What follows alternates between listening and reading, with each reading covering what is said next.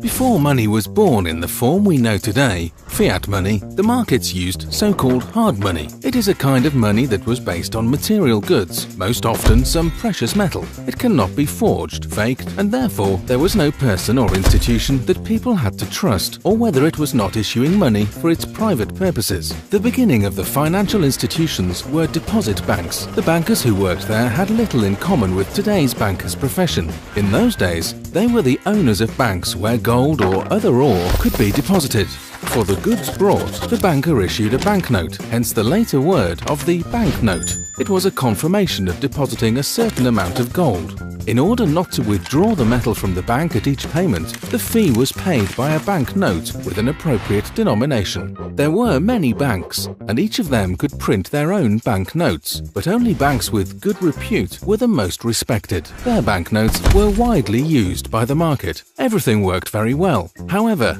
cunning bankers also appeared. They came up with the idea of issuing more banknotes than there is gold in their vault.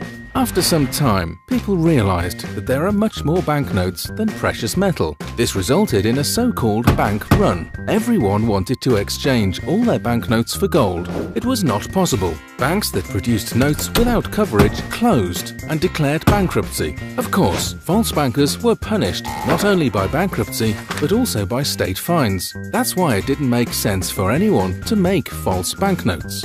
The markets worked well until the states allowed the production of more banknotes than bullion, and they themselves took over the monopoly in money production. The described idea in which every institution and bank can issue its currency is called free banking and was in force in the 18th and 19th centuries in over 60 countries. However, when countries realized how lucrative business it might be to have a monopoly on money creation, they forbade free banking. The currently valid system, central banking, was established. So-called fiat money was created. It is a denial of everything that existed in hard money.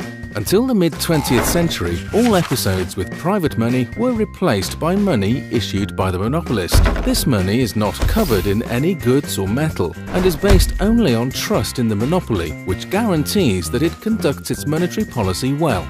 The world was again interested in private money with the creation of the economic book The Denationalization of Money by the Nobel Prize winner Friedrich Hayek. He has again started a discussion about the superiority of private money over the state. However, no government wanted to take up this topic. It lasted until the 90s, when a group of cypherpunks appeared.